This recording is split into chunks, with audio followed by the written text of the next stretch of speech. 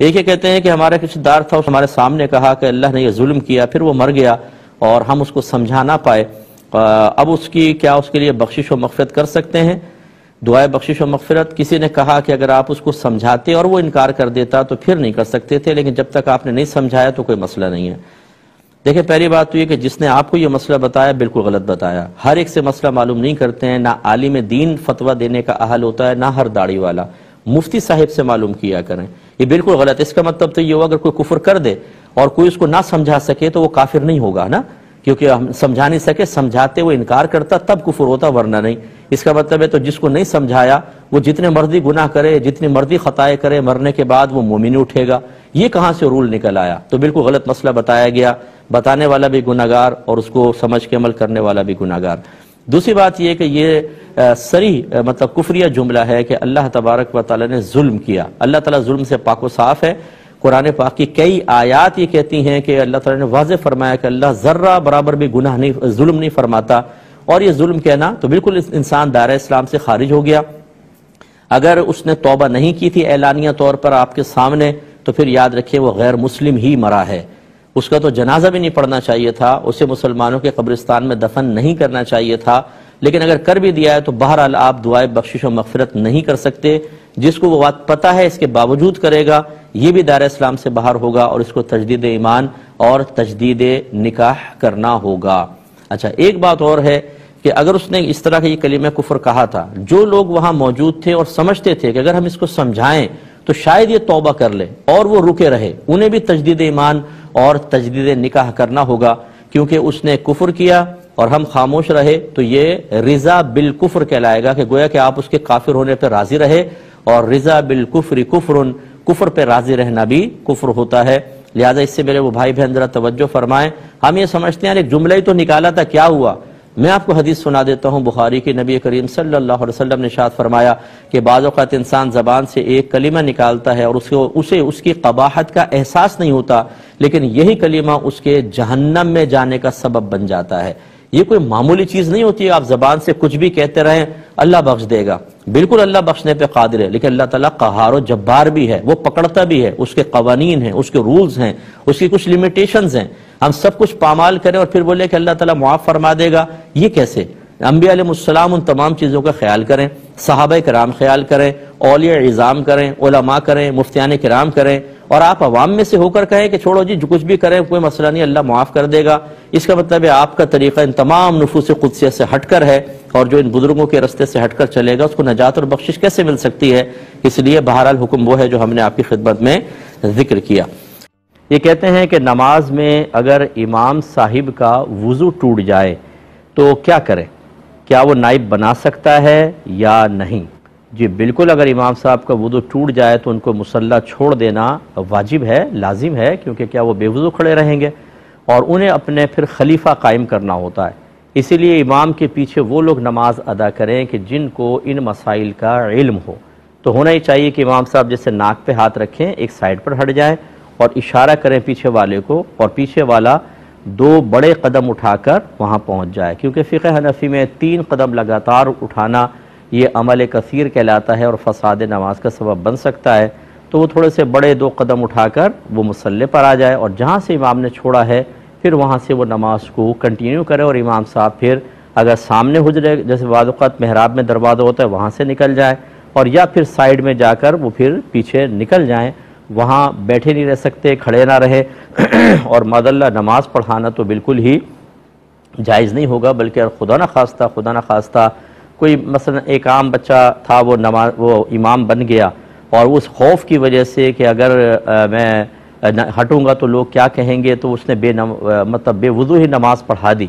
تو معذاللہ ثم معذاللہ اگر نماز کو حقیر سمجھ کے کہ اس کے لیے کیا وضو ضروری ہے، یا حلال سمجھ کر کہ بغیر وضو کے بھی نماز ہو سکتی ہے، حرام نہیں ہے، ایسا کیا تو پھر تو وہ دائرہ اسلام سے خارج ہو جائے گا۔ اور اگر ایسا نہیں بلکہ صرف خوف کی وجہ سے حرام سمجھ کے کیا تو بہرحال گناہگار ہوگا، سخت گناہ کبیرہ کا مرتکب ہوگا، اور یقینی سی بات ہے کہ بے وضو شخص کے پیچھے نماز نہیں ہوتی، سب کی نمازوں کی بربادی کا وبال اسی کے اوپر ہوگا، تو ایسا نہیں کرنا چاہیے۔ اور امام حضرات کو چاہیے کہ وقتاً فوقتاً لوگوں کو یہ مسائل بتائیں، یا کم از کم جو پیچھے کھڑے ہوتے ہیں جیسے مؤذن صاحب خاص طور پر یا کوئی ایک آدھ کمیٹی کے جو قریبی لوگ ہوتے ہیں ان کو یہ مسائل پتہ ہونے چاہیے اور ان کو امامت کے مسائل آنے چاہیے کہ اگر امام ہٹ جائے تو پھر ہم کس طریقے سے نماز کو کنٹینیو کریں گے، اس میں کیا کیا پڑھنا ہے، سری نماز میں کیسے ہم کنٹینیو کریں گے، جہری نماز میں کیسے کریں گے، یہ سب ان کو سیکھنا ہوگا۔ پہلی بات تو یہ کہ اللہ سے کبھی وعدہ نہ کریں، یعنی اگر گناہ وغیرہ ہو رہے ہیں، یہ ہوتا کیا ہے میں آپ کو سمجھاتا ہوں، دیکھیں باریک نکتہ ہے، اس کو سمجھیے گا۔ جب انسان سے مسلسل گناہ ہوتا ہے نا تو وہ مطلب اپنی نگاہوں میں ذلیل ہوتا ہے، کمتر ہو جاتا ہے، حقارت محسوس ہوتی ہے، ذلت محسوس ہوتی ہے، اور نفس کو عزت پسند ہوتی ہے۔ تو لہٰذا نفس جب بار بار آپ خود کو انسان ذلیل محسوس کرتا ہے تو نفس کو ہوتی ہے تکلیف،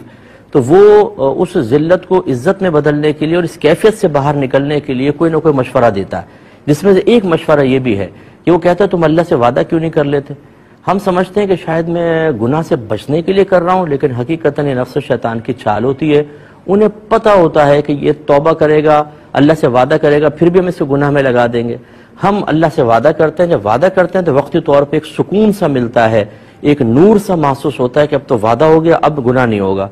اب پہلے تو شیطان نفس پیچھے ہٹ جائیں گے، جب آپ یہ کر لیں گے اچھا اس سے شیطان نفس کو مزہ بھی آئے گا، اس کے بعد پھر وہ اپنی پرانی جبلت اور فطرت پہ لوٹتا ہے اور پھر ہم سے گناہ کرواتا ہے۔ اور جب انسان وعدہ کر کے وعدہ توڑ کر گناہ کرتا ہے تو پہلے سے کہیں زیادہ اس کے نفس، اس کے دماغ پر، اس کی طبیعت پر اور اس کے اعضاء پر برے اثرات مرتب ہوتے ہیں، انسان اور زیادہ ذلت اور پسپائی میں چلا جاتا ہے۔ پہلی بات تو یاد رکھیں اللہ سے وعدہ نہیں کیجیے گا۔ دوسری بات یہ ہے کہ آپ اللہ کی بارگاہ میں کامل توبہ کریں۔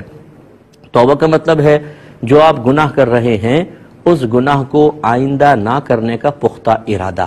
اور یہ ارادہ صرف اللہ کے خوف کی وجہ سے ہونا چاہیے۔ جب آپ یہ پختہ ارادہ کریں گے تو وعدہ خداوندی پر یقین رکھیے، وعدہ رسول پر، خبر رسول پر اعتماد رکھیں کہ میرے آقا صلی اللہ علیہ وسلم نے ارشاد فرمایا التائب من الذنب کمن لا ذنب لہ، اپنے گناہ سے توبہ کرنے والا ایسا ہے جیسے اس نے گناہ کیا ہی نہیں ہے۔ ایک روایت میں میرے آقا صلی اللہ علیہ وسلم نے ارشاد فرمایا جو اپنے گناہ سے توبہ کر لے تو وہ گناہوں سے ایسا پاک و صاف ہو جاتا ہے جیسے آج ہی اپنی ماں کے پیٹ سے پیدا ہوا ہے۔ تو توبہ کرنے کا فائدہ کیا ہے؟ یعنی ندامت، شرمندگی کے ساتھ آئندہ یہ گناہ نہ کرنے کا پختہ ارادہ، اور صرف اللہ کے خوف کی وجہ سے آپ کے پچھلے سارے گناہ بخشے جائیں گے۔ اب آپ جب گناہ بخشے گئے تو آپ کے اندر نور پیدا ہوگا، اعتماد پیدا ہوگا۔ آئندہ سے بچنے کی کوشش کیجئے، کبھی بھی توبہ نہ چھوڑیں لیکن وعدہ نہ کریں۔ اور نیکیوں پہ استقامت کے لیے نمبر 1، اگر آپ سے تنہائی میں گناہ ہوتے ہیں تو اپنے آپ کو زیادہ سے زیادہ پبلک کے اندر رکھیں، کیونکہ جب آپ تنہا ہوں گے ضرور آپ سے وہ گناہ ہوگا۔ پبلک کے اندر رہیں، اس وقت آپ بستر پہ آئیں جب آپ یہ اپنے روم میں جائیں کہ جب بالکل نیند کا غلبہ ہو، گریں بستر پہ اور سو جائیں۔ یہ آپ کو لڑنا پڑے گا اپنے ساتھ، لڑے بغیر کچھ نہیں ہو سکتا ورنہ نفس و شیطان ایمان تک تباہ کروا دیں گے۔ ایسی اچھی صحبت کے اندر رہیں، نیک لوگوں کے ساتھ رہیں، نعتیں اکثر سنتے رہا کریں، اچھے اصلاحی بیانات، یہ جیسے ہمارے پروگرام میں یوٹیوب کے اوپر آپ کو بہت ساری کلپس مل جائیں گی، ان کو آپ سنیں تو یہ باتیں ذہن میں گھومتی رہتی ہیں، گردش کرتی ہیں، اور ان کی پاکیزگی کی وجہ سے گندگی نکل جاتی ہے۔ ایک برتن میں تو گندا پانی رہے گا یا دودھ رہے گا، یعنی گندا پانی آپ دودھ ڈالتے رہیں حتیٰ کہ ایک وقت آئے گا گندا پانی نکل جائے گا، دودھ ہی دودھ ہو جائے گا، یا دودھ ہے آپ گندا پانی ڈالیں ایک وقت آئے گا کہ دودھ نکل جائے گا، گندا پانی ہوگا۔ یہ اب ذہن ایک برتن کی طرح ہے، اس میں اچھی چیزیں اتنی بھر لیں کہ گندگی کو داخل ہونے کی ضرورت ہی جگہ ہی نہ ملے، تو انشاءاللہ آپ محفوظ رہیں گے۔ کر کے دیکھیے، اللہ تعالیٰ بڑی برکت دے گا۔ موت کو یاد کیا کریں، قبرستان چلے جائیں، ایمرجنسی وارڈز میں جائیں، میں اکثر یہ مشورہ دیتا ہوں، ہاسپٹلز میں جائیں جہاں پر مریض آخری عمر کے حصے گزار رہے ہیں اور سسکیاں بھر رہے ہیں اور زندہ اور صحت مند لوگوں کو حسرت کی نگاہوں سے دیکھ رہے ہیں، ان کو جا کر دیکھیں تو پھر گناہ سے دل اچاٹ ہونا شروع ہو جائے گا، اللہ تعالیٰ برکت سے نوازے گا۔ ایک بھائی نے کویسچن کیا تھا کہ قبرستان میں کھانا پینا کیسا ہے؟ دیکھیں ہمارے علماء نے سخت منع کیا ہے، اس کو سخت مکروہ لکھا ہے، کیونکہ وہ مقام عبرت کا مقام ہے، وہاں جا کر انسان کو اپنی موت یاد آنی چاہیے، آخرت کی طرف توجہ کرنی چاہیے، اسے سوچنا چاہیے کہ میں نے اتنا اپنا دنیا کے اندر مشغولیت کو بڑھایا ہوا ہے، اچانک اگر آج مجھے موت آ جائے تو میں کیسے پھر ان تمام چیزوں کو سمیٹوں گا اور کیسے حساب و کتاب دوں گا، اور جو میں نے گناہ کیے ہوئے ہیں توبہ نہیں کر رہا ہوں تو کیسے اللہ تعالیٰ کی بارگاہ میں جا کے جواب دوں گا۔ یہ عبرت حاصل ہوگی تو انسان نصیحت حاصل کرے گا اور پھر آخرت کی طرف مائل ہوگا، گناہ چھوڑے گا، توبہ کی طرف آئے گا، نیک اعمال پر استقامت حاصل ہوگی۔ جبکہ یہ کھانا پینا اس کے بالکل